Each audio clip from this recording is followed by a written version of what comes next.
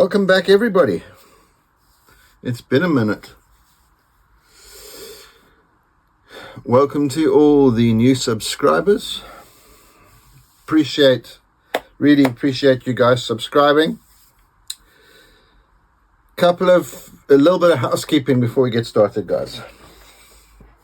First thing, I've had a few requests to do a live stream. So I'm busy looking into that. And that will pretty much be, we'll just do a live stream. Whatever questions come up, we'll try and answer them. I can't think of any, unless you guys have a specific topic that you want to talk about, which is also fine, we can do that. Otherwise, we'll try and do a live stream where we just have whatever questions come up. If you guys are keen on that, just put it in the comments below and we'll try and set it up. Second thing, this video or this series of videos we're going to start today has come about because of Fishing Minnesota 2025 video 3, which was the flipping and pitching video that we did where we had camera problems. I've had somewhere between 15 and 20 messages on various platforms saying, can you explain what you're doing here? Can you explain what you're doing here? And that kind of stuff. And I can. And I'm very happy to do it. So what we're going to do is we're going to do a series, I don't know how many yet, of videos breaking down docs. Now, it makes me very uncomfortable because I don't know, honestly don't know, guys, how I'm going to do it. Because it is such a massive topic to do, especially from a teaching perspective. I think we're going to have to break it into chapters. Okay, this is getting out of control here. Okay. I don't want this to be boring. I've never done a video like this before. How it came about was there were several, I can't even talk properly. Several viewers that were saying, you're telling us all about these lures and everything. We go to the map, you say, throw down a dock. That's the end of the story. We don't actually know how to throw down the dock, or we don't know how to fish the rocks, or we don't know how to do the grass. You can't just say to us, go and throw in the grass. I hear you guys. I hear you. That was short-sightedness on my part. Or maybe just because I get too excited when I do these videos, because I love to do them and just kind of overlook details. And it's difficult because this is not something I've done before. Right, now that we've got all of that out of the way, so I don't quite know how I'm going to do this, but I'm giving you guys fair warning. However we decide to do it, this is going to be a lot of information. So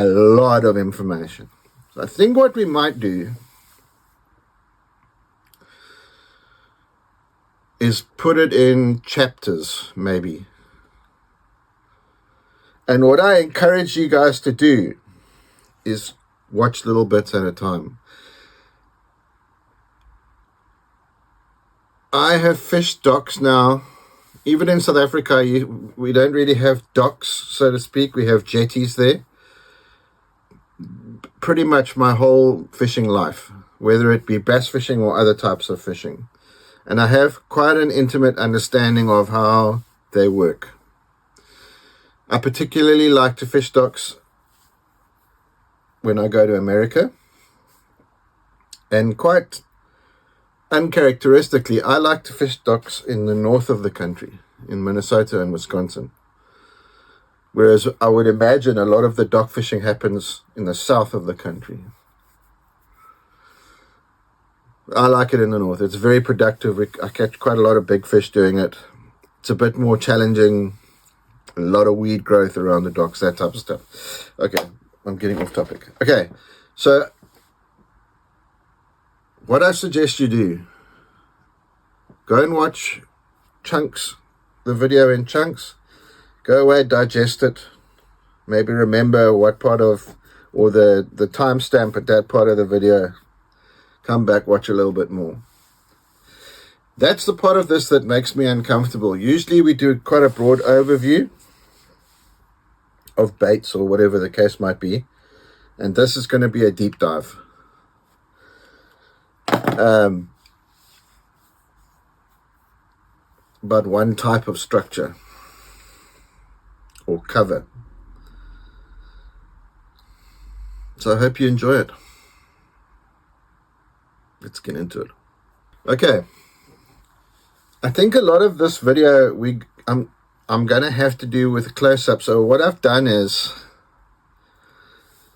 I have printed out 2 pictures of different views of docks. Let's say, call it that. And then I've got a bunch of photos which we'll put in as we go along with the various chapters.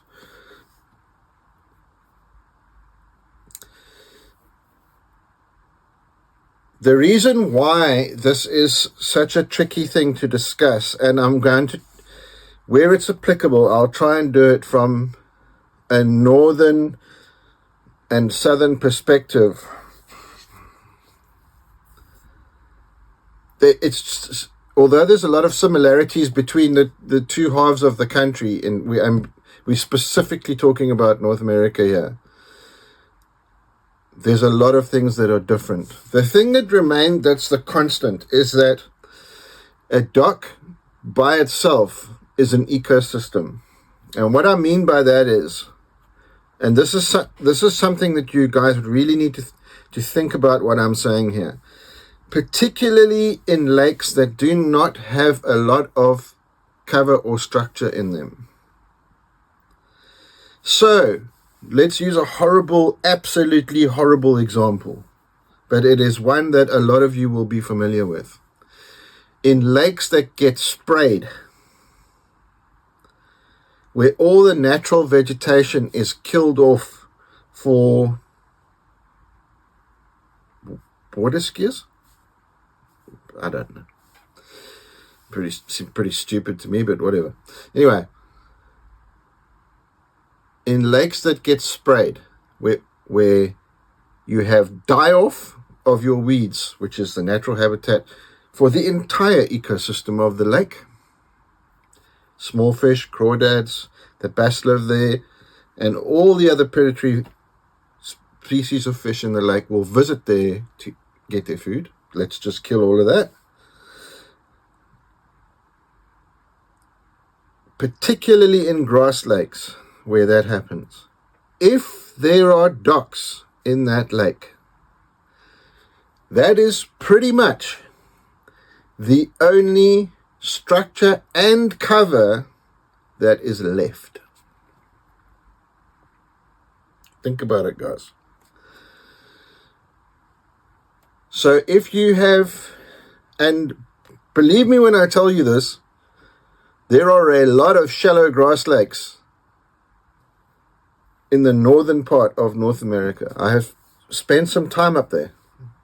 There's a lot of them, and there's a lot of them that get sprayed, which I'm sorry, guys, it makes me angry. Anyway, so imagine your grass is dying away now.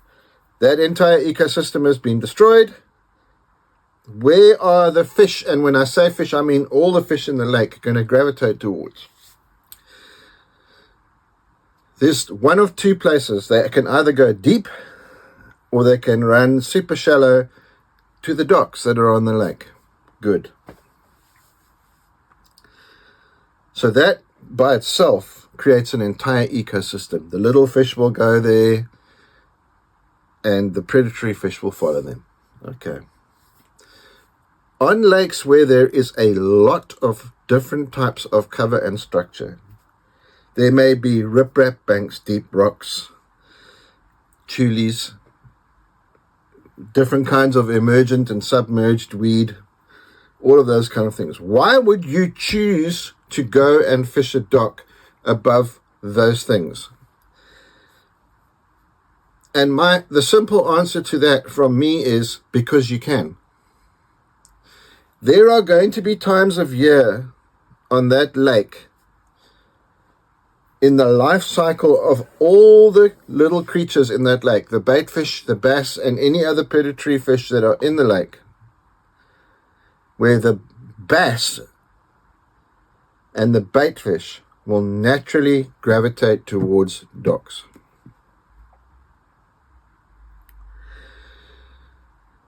Okay.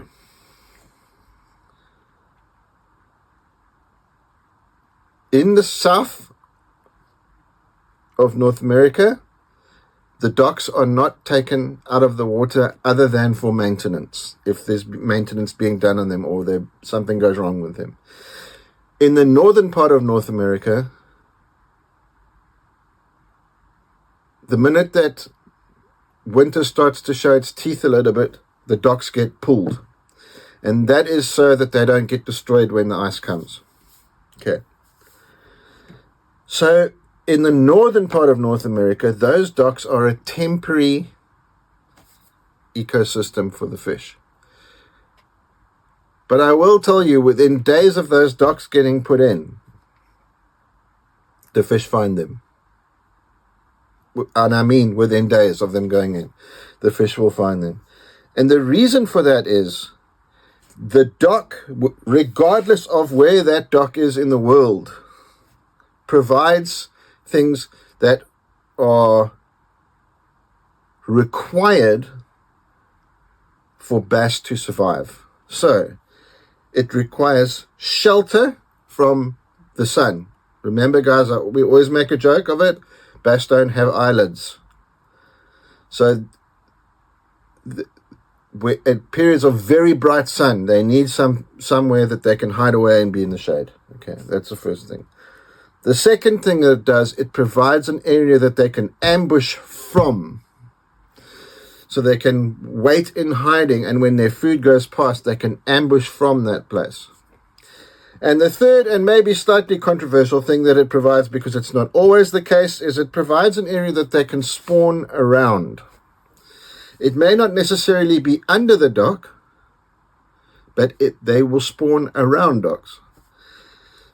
On deeper docks, bass will even use the ends of the dock, the deeper part of the dock, in the pre-spawn period, because they know that food congregates around there and they can feed up and get ready for the spawn.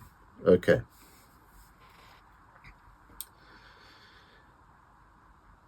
When we go to the close-ups, there's going to be a lot of information.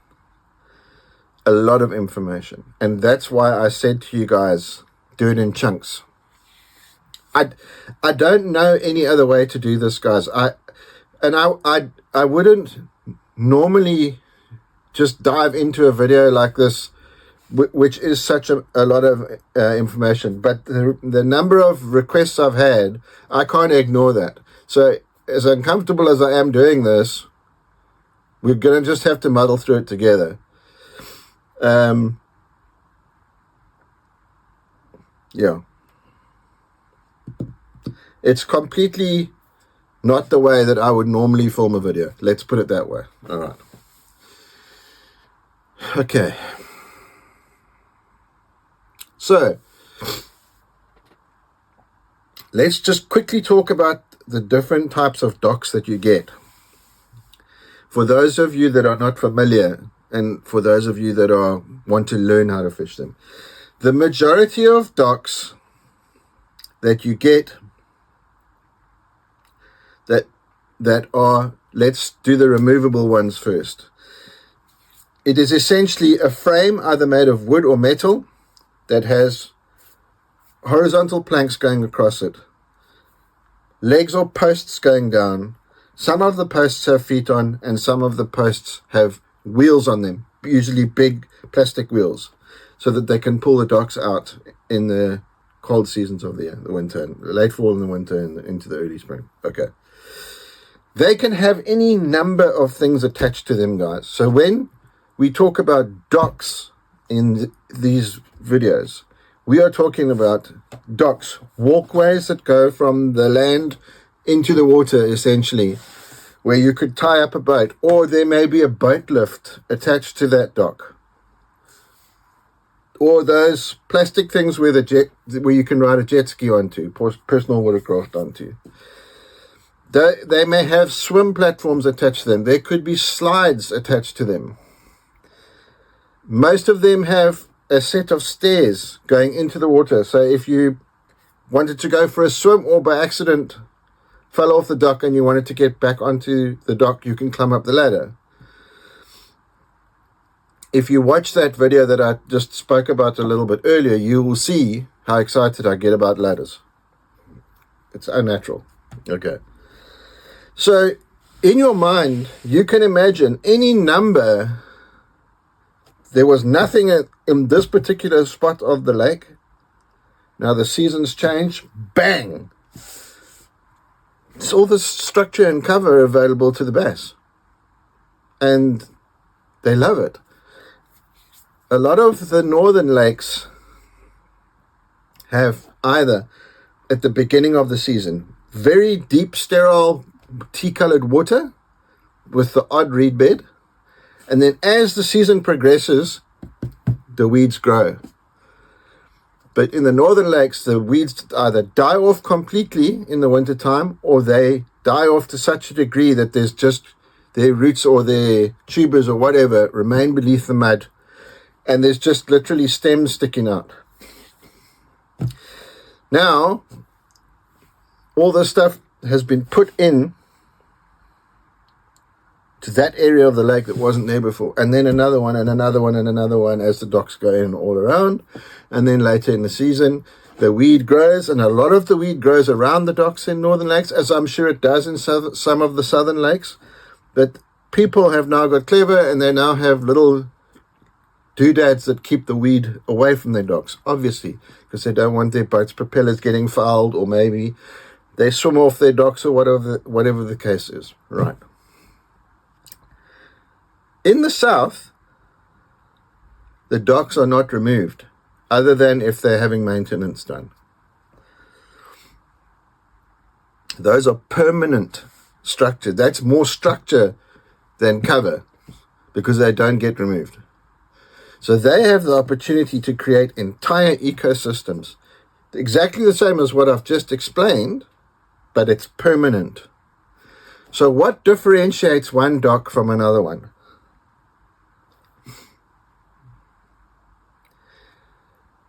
A lot of it has got to do with depth, the depth at the end of the dock. And I know it's a very simple explanation, but the deeper docks in the lake relative to the depth of the lake are usually the ones that hold fish. It's just a fact. That doesn't mean the other docks don't hold fish. It means those docks usually hold better fish. People that are fishermen that have docks, which is the majority of the south, will put brush piles out in front of their docks to attract crappies and other panfish to their docks, for either for them to catch, or their children or their grandchildren or their guests to catch when they come and visit. It's fantastic. So you can find those if you're clever when you're going down in front of the docks. A lot of people have started putting lights underwater for nighttime fishing. I think it's fantastic. Bass are attracted to the bait fish that come to those lights. In fact, I've actually seen bass swimming through the lights at nighttime. It's wonderful. It's a wonderful thing to do.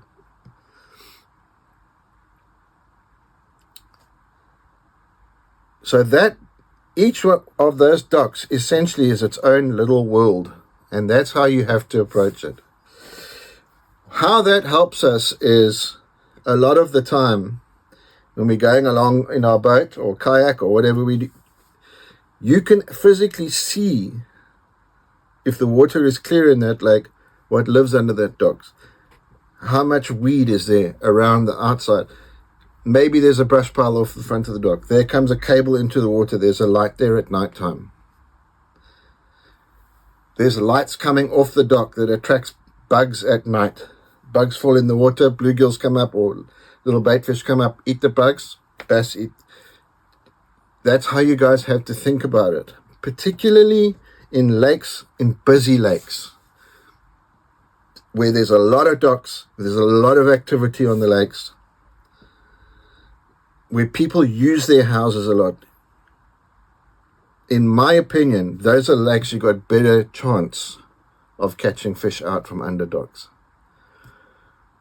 And it sounds kind of counterintuitive because you would think, oh, so much activity, the fish won't be around there, that kind of stuff. For whatever reason, that is not the case. Just give you an example, and I'm going to try to not go off topic in this video because it's already going to be a long video. But early season, when I usually go to Minnesota after opener, let's say beginning of June. That's early season in the north, guys. I think opener is 12th of May.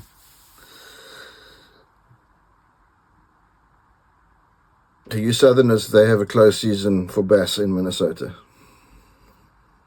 Don't know why. Early season, when the docks first go in, and it's still quiet because it's pretty cold and whatever, you go and fish docks, and yes, you'll catch 1 or 2 fish. And then as the water starts to heat up and people become more active and they start putting up their boat lifts and hanging lights and whatever, and creating shade with their docks, and the weed growth starts to happen, and I'm only talking about the northern lakes here, guys, more and more bass get drawn to those docks. There's more activity of all the boats and people and whatever, but more and more bass seem to get drawn to the docks. It's completely counterintuitive, but it's a fact. Now, in the south where the docks don't get taken out, in my opinion, the more that people develop their docks, and bear in mind when I say that, guys, I'm talking about docks that do have a good depth of water at the front of them, and some stain, which most southern lakes do have clear stained water. It creates an ideal environment for the fish to live. An ideal environment for the fish to live.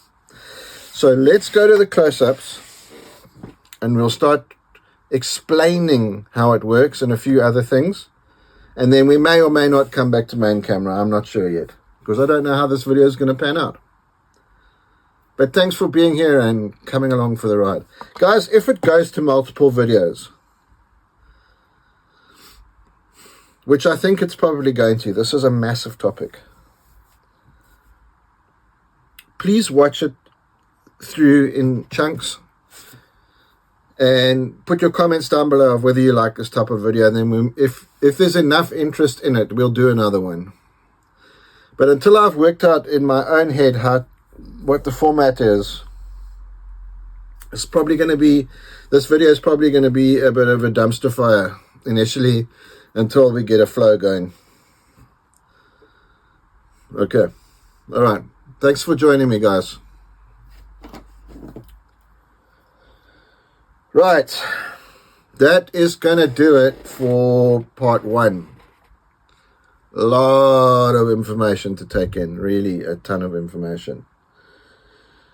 And thanks for being here. And thanks to you crazy bass nuts that asked me to do this and make me uncomfortable in my own recording space. We'll see you next time.